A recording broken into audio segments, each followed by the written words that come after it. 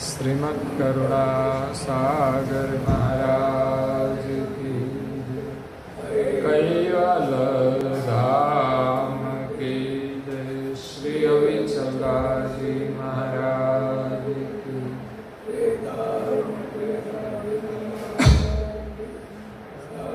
सत्य साहिब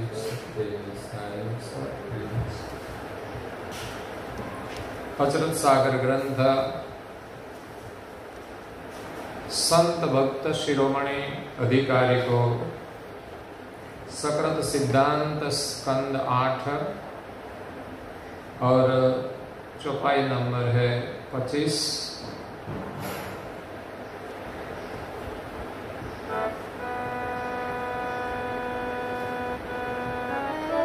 हे नाथ लवाणा शाहमता भय जे भक्त भवे प्रगट भये आरापुर जिन उर संत सहेत समदर्शी सरल चिता खट दर्शन मत चीन अति उदार विगत गते भवते फरक रहेना।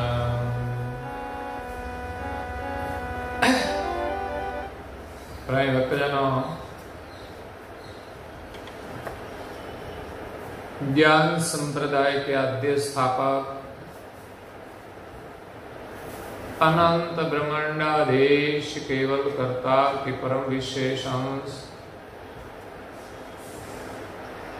सकर्ता सतकेवल का महाद सजान जान स्वरूप को अनेक न्यायों से प्रत्यक्ष प्रमाण से प्रतिपादन करने वाले पंचम स्वसम वेद के रचयिता अनंत अंशों के तारणहार कैवल धर्म धुरंधर महान समर्थ परम श्रेष्ठ परम विभूतिवान परम दयालु परम कृपा निधि कैवल वेत्ता सर्वज्ञ दिव्य परम गुरु श्रीमद् करुणा सागर जी महाराज की कृपा पात्र परम उपासक परम विद्वान पूज्य श्री अचरतवा परम गुरु श्रीमद् करुणा सागर जी महाराज की कृपा से स्वरचित अचरत सागर ग्रंथ में शिरोमणि संत भक्त का वर्णन करते हुए कहते हैं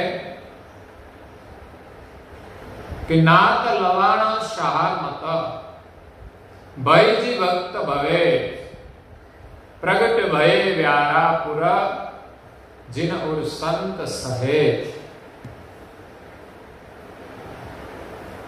पूज्य श्री अचरतबा ने पहले शिरोमणि संतों का वर्णन किया और बाद में शिरोमणि भक्त का वर्णन किया। उसमें पीछे बड़ौदा में रहने वाले ईश्वरदास और दुर्लभदास का वर्णन किया, जो पिता पुत्र थे, जिनकी भक्ति अद्भुत थी। वो धीरजवंत थे, अडग थे, शूरवीर थे, संतों के पक्ष में थे, उनका सेवन करते थे, खट शास्त्र के वेत्ता थे, सार सार का निर्णय करके परम गुरु के चरण में अपनी वृत्ति को स्थिर किया था। अपना मन सार सार का निर्णय करके एक परम गुरु के चरण में स्थिर किया, तब उनके मन की सब दौड़ मिट गई। इत उत जहां देखे सब मत देखकर परम गुरु के शरण में वृत्ति को स्थिर की, अडग आरोपण करके अपनी सुरता को समेट कर परम गुरु के चरण में स्थापित कर दी। ऐसे दृढ़ और गंभीर थे, पवित्र थे, परम उदार थे। ऐसे पिता और पुत्र दोनों परम गुरु की कृपा से भव पार हो गए। ऐसे पिता पुत्र होना चाहिए, दोनों का मत एक हो, घर में कभी कलेश न हो। कलेश तो क्या, मन में थोड़ा सा भी दुर्भाव न हो, ये भी भक्ति है।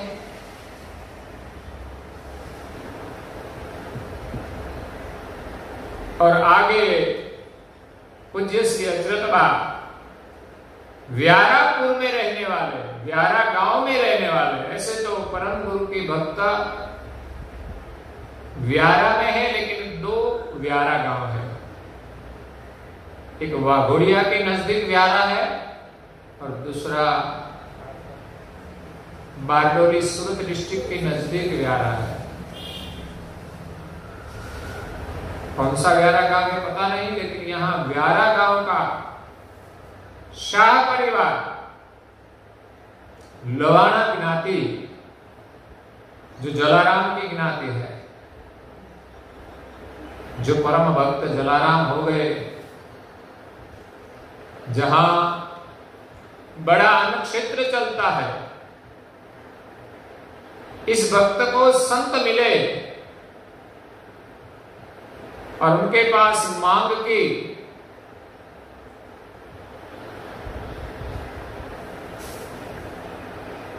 जलाराम भक्त ने कहा, हम क्या आपकी सेवा करें? तो संत ने उनकी परीक्षा के लिए मांगा कि आपकी पत्नी मुझे दे दो। तो जलाराम भक्त वहीं छोड़कर चले गए, लेकिन उनके इष्ट देव थे। उसने सोचा कि अब उनको मैं क्या करूं, वो भी वहां छोड़कर चले गए। तो ऐसे परम भक्त थे जो संत के वचनों में विश्वास रखते थे, जो मांगे वो देते थे।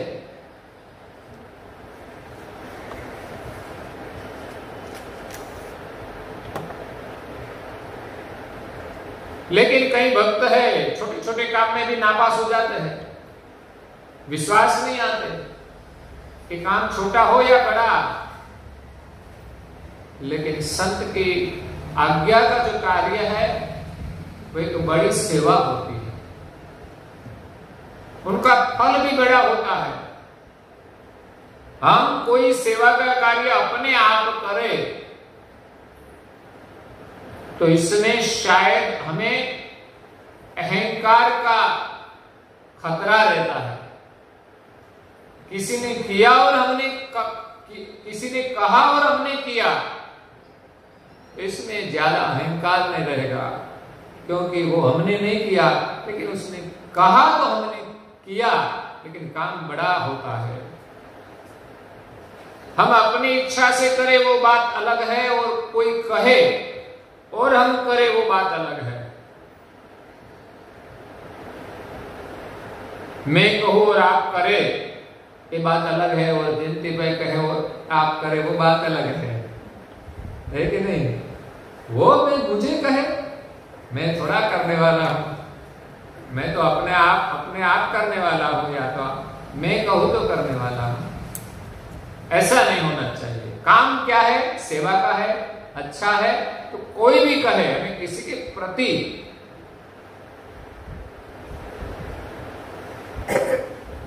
कोई मतभेद नहीं होना चाहिए। तो यहां लवाना गिनाती के भक्त हुए जिनका नाम है बैजी भक्त। वो कैसे थे? समदर्शी। अद्भुत बात है। भक्त तो कई है, लेकिन समदर्शी बनना कोई सामान्य काम नहीं है। समदर्शन, सबके प्रति एक दर्शन, सबके प्रति प्रेम। समदर्शी बनना बहुत बड़ी तपस्या है। हम भक्ति कितने भी करें, नियम कितना भी पालन करें, लेकिन जब तक हमारी दृष्टि सम न हो तब तक हमारी साधना अपूर्ण है। ऐसे मान नहीं लेना कि हम इतना करते हैं, लेकिन समदृष्टि हुई कि नहीं, कितना अभ्यास किया वो महत्व का नहीं, हम परीक्षा में पास हुए कि नहीं वो महत्वपूर्ण है। समदर्शी किसको कहते हैं? वैष्णव जन तो तेने कहिए जे पीड़ पराई जाने रे।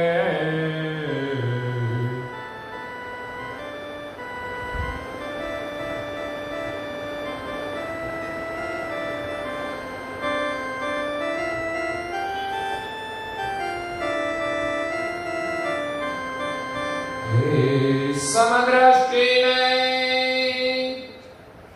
तृष्णा त्यागी परस्त्री जने मात रे। ए जीवा थकी असत्य न बोले, पर धन न जाले हाथ रे। वैष्णव जन तो तेने कहिए, वैष्णव जन तो तेने कहिए जय पीड़ पराई जाने रे। वैष्णव जन तो तेने कहिए। सगुण के उपासक परम भक्त नरसिंह मेहता, वो भी नागर ज्ञाति के थे, जूनागढ़ में रहते थे। लोगों ने उसको ज्ञाति बार कर दिया था। क्यों? हरिजनवास में भजन करने को जाते हैं, हम उच्च वर्ण है, यह अभिमान था। जहां भी हरि भजन होता है वो सब उच्च वर्ण है, ऐसा मानना। जहां झूठे और गलत कर्म होते हैं वही नीच वर्ण है। चाहे उच्च वर्ण में जन्म लिया, लेकिन उसका कर्म नीच होता तो समझना कि वही नीच वर्ण है। और नीच वर्ण में जन्म लिया, लेकिन उसका कर्म जो उत्तम है तो वही उच्च वर्ण है। हमारी पहचान वर्ण से नहीं कर्म से होती है। हम इस जन्म के नहीं, पूर्व जन्म के किस वर्ण के हैं, यही पहचान इस जन्म में है कर्म से। हम अच्छा कर्म करें तो समझ लेना हम पूर्व जन्म में भी अच्छे वर्ण के हैं, नहीं तो अच्छा कर्म हो ही नहीं सकता। तो ऐसे नरसिंह मेहता ने पद गाया है, समदृष्टि ने तृष्णा त्यागी। जिनकी समदृष्टि हो जाए, इस संसार की सभी तृष्णा का त्याग कर देते हैं। कोई तृष्णा नहीं देती, संसार की कोई चाहना नहीं देती। समदृष्टि ने तृष्णा त्यागी परस्त्री जने मातरे। संसार में सभी स्त्रियां उनके लिए माता समान है, छोटी है तो लड़की समान है, और समकक्ष है तो बहन समान है। ऐसी जिनकी दृष्टि हो जाए वो समदृष्टि कहा जाता है।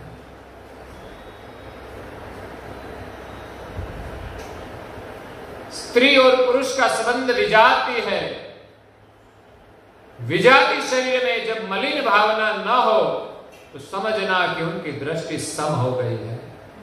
मतलब सबका शरीर एक जैसा दिखता है पंचभूत का, और भीतर रहने वाला जो चैतन्य अंश है वो कोई स्त्री नहीं है, कोई पुरुष नहीं है, वो एक सर्जनहार का चैतन्य अंश समान है। उस दृष्टि से वो देखता है, तब विकार मिटते हैं, और विकार मिट जाए तब हमारी समदृष्टि होती है। तो नरसिंह मेहता की भी ऐसी समदृष्टि थी। और यहां जो परम गुरु जी के परम भक्त हुए लवाणा ज्ञाति में, व्यारापुर में भाईजी भक्त, वो समदृष्टि वाले थे, सरल चित्त। हमारा चित्त सरल बनना बहुत मुश्किल है, लेकिन संतों की और गुरु की कृपा से, सत्संग से हमारा चित्त सरल होता है, हमारा स्वभाव सरल। चित्त सरल मतलब चित्त में कोई विषमता न हो, चाहे ठंडी हो चाहे गर्मी हो, चाहे कोई हमें कोई दो शब्द कह दे, फिर भी हमारा चित्त विचलित नहीं होता। क्या ये हो सकता है? भक्ति तो हम करते हैं, लेकिन हमारा चित्त को स्थिर रखना किसी भी परिस्थिति में, वो समता है, वो सरल चित्त है। कई भक्त हमें देखे हैं, सबके साथ बहुत सरलता से व्यवहार करते हैं। जैसे हमारे नटू भैया ने बहुत सरल स्वभाव के हैं।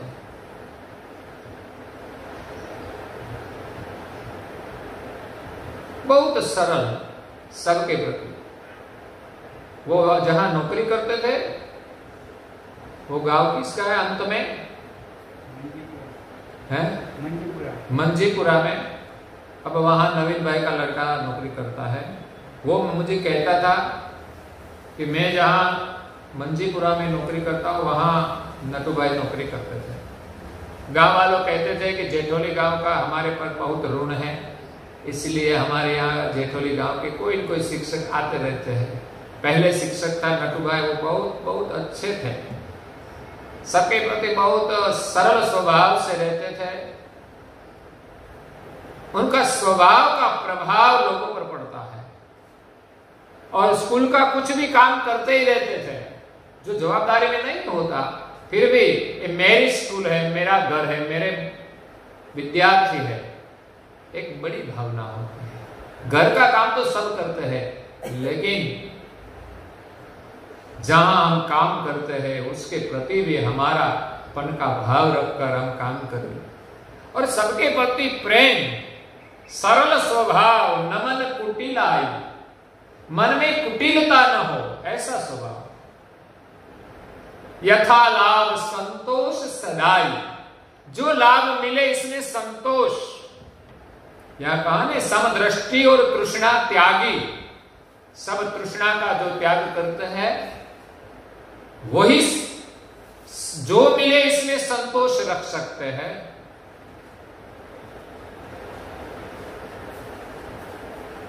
नहीं तो 25,000 पगार हो लेकिन संतोष नहीं होता, 50,000 पगार हो लेकिन संतोष नहीं होता। मैं तो मानता हूं कि जो प्राइमरी शिक्षक है ना, उसको पगार जो काम करते हैं उनसे ज्यादा लगता है मुझे। फिर भी संतोष होना चाहिए, और जितना पगार है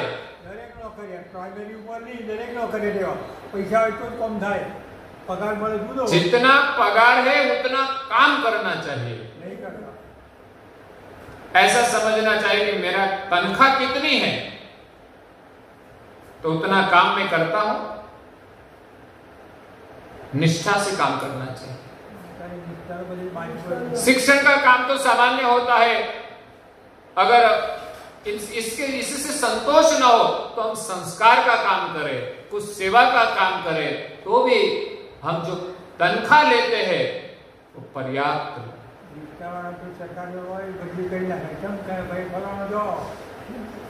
मफत का कभी खाना नहीं चाहिए। मैंने एक शिक्षक की बात सुनी थी।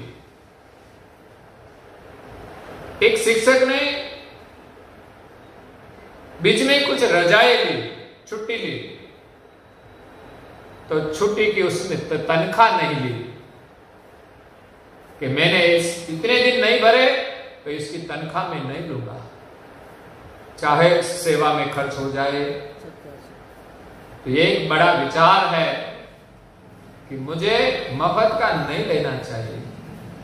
क्या ये कोरोना काल में सब शिक्षक आराम पर है, वेकेशन के अलावा जो ज्यादा समय, तो क्या वो तनख्वाह छोड़ देगा?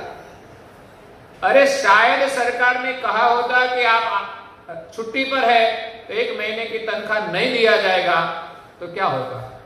आंदोलन छेड़ देते हैं, होता कि नहीं? सरकार तो ऐसी है वैसी है, हमारी तनख्वाह नहीं दी। अरे तुमने रजा रखी है तो तनख्वाह नहीं दी, तो फिर भी हम तनाव में आ जाते हैं। तो ये बात है समदर्शी और सरल चित्त की। कितनी भी तनख्वाह हो हमारी, लेकिन हमारा स्वभाव सरल नहीं हो, हमारा चित्त सरल नहीं हो, तो हमें सुख मिलने वाला ही नहीं है, संतोष नहीं है। और हमारी मेहनत का नहीं हो तो भी हमें सुख मिलने वाला नहीं। बड़ा बंगला बना दिया, एयर कंडीशन लगा दिया, तो क्या हमें सुख मिल जाएगा? खाना बढ़िया बन जाएगा, लेकिन ये शरीर काम करेगा तब ना। शरीर की सेहत अच्छी नहीं रहेगी तो एयर कंडीशन क्या करेगा, बंगला क्या करेगा? और एक दिन सब कुछ छोड़कर चला जाएगा। भगवान का भजन नहीं होगा अगर मफत का हमने कुछ लिया तो। यहां बैजी भक्त सरल स्वभाव के थे, सरल चित्त था, समदर्शी थे। खट दर्शन मत चिन्ह, धर्म मार्ग में, अध्यात्म में 4 वेद, वेद तो 5 है, लेकिन 5वां वेद का लोप हुआ, उसके बाद संसार में 4 वेद रहे। इसमें 6 ऋषि मुनियों ने 6 शास्त्र का निर्माण किया, जिनका अभ्यास आगे जो ईश्वरदास और दुर्लभदास बड़ौदा में हुए उसने भी किया। इसी तरह एक भैजी भक्त है, उसने भी खट दर्शन का अभ्यास किया। इसमें क्या मत है? और अति उदार अभिगत गति, इस बैजी भक्त की गति अभिगत थी। वो किसी मत में फंसने वाले नहीं थे। एक मत का हम जो स्वीकार करें तो दूसरा मत का अस्वीकार होगा ही, सबको हम स्वीकार नहीं कर सकते। अति उदार बैजी भक्त अति उदार दिल के थे। उदारता बहुत बड़ी संपदा है। संसार में कुछ छोटे मोटे काम में भी उदार रहना चाहिए, और अध्यात्म के मार्ग में उदार बनना बहुत जरूरी है। अध्यात्म में उदार कौन है? भाव के फर्क रहीन, जो संसार से अलग रहते हैं, संसार की तृष्णा जिन्हें छोड़ दी, संसार का सारा लाभ छोड़ दिया, संसार का सारा मोह छोड़कर प्रभु में जो मन लगाए, वही अति उदार है। उनकी गति अभिगत होती है। और आगे पूज्य श्री अचरत बा उनके गुण का वर्णन करते हुए कहते हैं, वेद पुराण शास्त्रगत और इतिहास प्रवीण, सकल सिद्धांतन के सदा लहित वेद बिन बिन, अविलोकन गति ग्रंथ की न्यायिक सुरत पसार, एक करित करामत सबन को, पर हरे अखिल सार। वेद पुराण शास्त्रगत और इतिहास प्रवीण। ये भैजी भक्त बहुत अभ्यासी थे। भक्ति करना है तो अभ्यास बहुत जरूरी है। इस संसार में जो जो अलग मत पंथ के शास्त्र है वो भी पढ़ना चाहिए। पुराणों का अभ्यास किया, 18 पुराण है, भिन्न भिन्न भगवान की स्थापना है, जो सगुण स्थापनाएं है, इसमें एक ईश्वर की उपासना नहीं है। शास्त्रों का मत देखा, उनका अभ्यास किया, खटमत और इतिहास प्रवीण और कई ऐतिहासिक कथाएं हैं उसमें भी प्रवीण थे। सकल सिद्धांतन के सदा संसार में वेद पुराण शास्त्र का अभ्यास करके सभी का सिद्धांत पहचाना, लहित भेद भिन्न भिन्न, इसमें जो भिन्नता है उनका भेद उसने पहचाना कि सब मत अलग अलग है। क्यों? सांख्य वेदांत मीमांसा पतंजलि न्याय सबका मत अलग अलग, लेकिन सबका सार देखा उसने। ऐसा नहीं कि एक ही मत को पकड़ो, इसमें जो जो सार है वो ग्रहण किया, लेकिन किसी में एक सर्जनहार का स्थापन नहीं था। सबका भिन्न भिन्न मत देखा, उसकी पहचान हुई और अविलोकन गति ग्रंथ की, परम गुरु जी के जो ग्रंथ थे उसका जो ज्ञान, उसका अविलोकन किया, न्यायिक श्रुत पसार, दुनिया में सभी ग्रंथों का अवलोकन किया और न्यायिक श्रुत पसार, अपनी जो श्रुता है वो न्याय के साथ अविलोकन किया, श्रुता से। ऐसे तो हम किसी ग्रंथ का अविलोकन करें और उसको ग्रहण करके वह पकड़ लेते हैं और दूसरों का जो सिद्धांत है, ग्रंथ है, उसका हम अभाव रखते हैं। ऐसा होता है, लेकिन यहां भैजी भक्त ने सभी ग्रंथों का अवलोकन किया और अपनी जो श्रुता है वो न्यायिक दृष्टि से अवलोकन किया। करित करामल सबन को युक्ति पूर्वक सभी का अवलोकन करके परहरि अखिल असार, संसार में जो जो सिद्धांत असार थे, जो बातें असार थी कि जो सर्जनहार नहीं है उनको भी सर्जनहार मान लेते हैं, कोई सगुण को परमेश्वर मान लेते हैं, कोई निर्गुण को मान लेते हैं, तो सब असार का उसने त्याग किया। युक्ति से सभी ग्रंथों का अवलोकन किया, सार सार का निर्णय किया और न्यायिक दृष्टि से युक्ति पूर्वक असार का त्याग किया।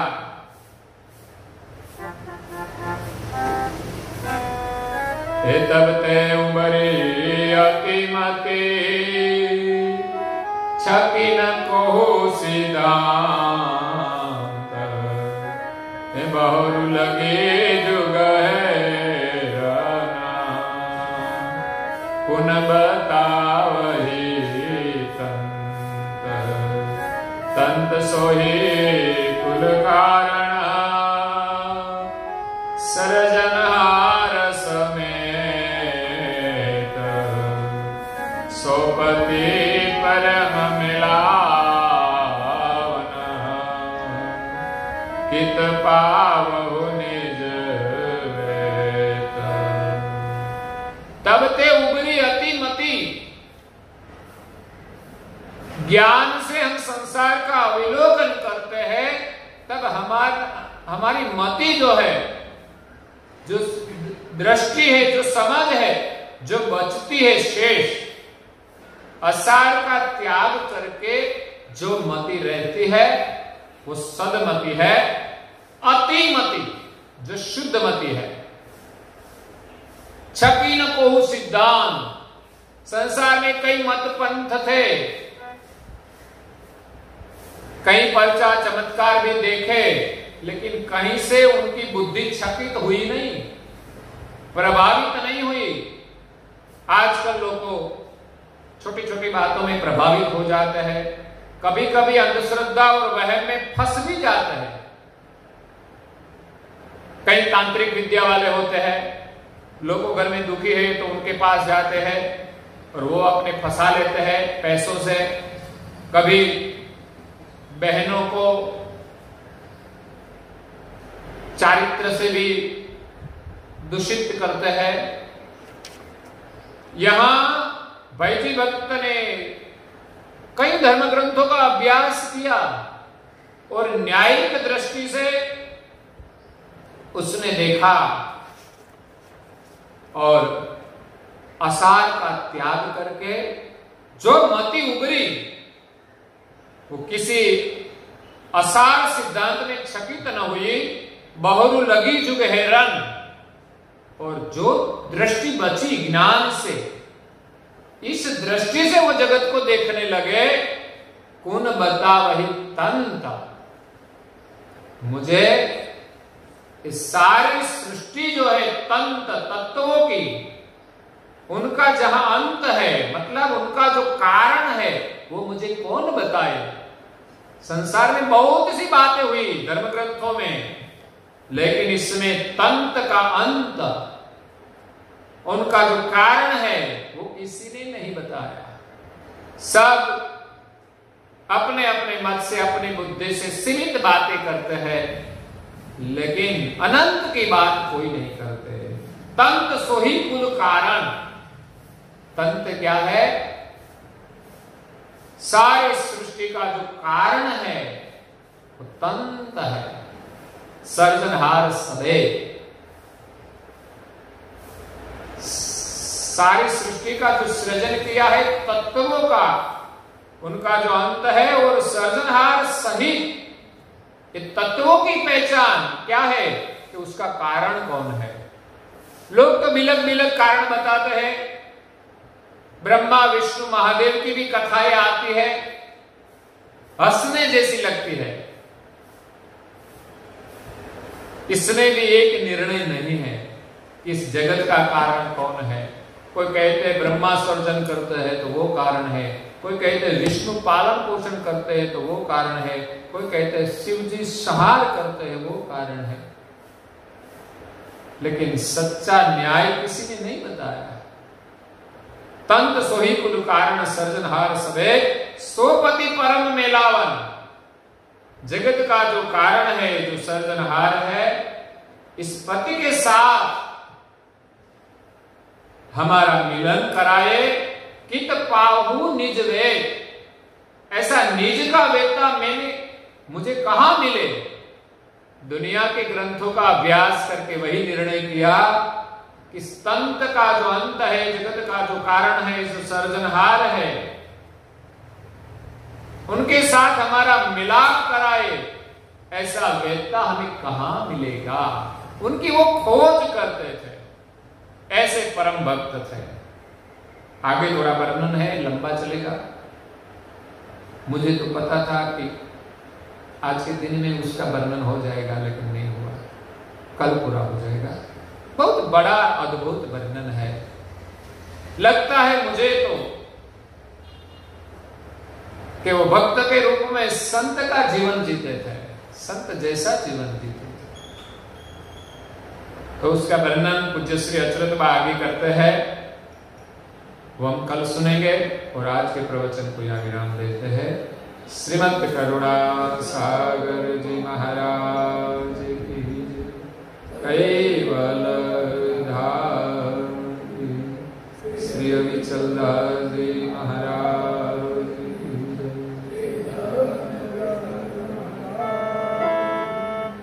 सात केवल साहेब, केवल साहेब, सब केवल साहेब।